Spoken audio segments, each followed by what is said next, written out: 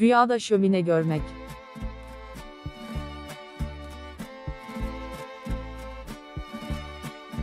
Rüyada şömine görmek, içsel sıcaklık, güven ve huzur arayışını simgeler.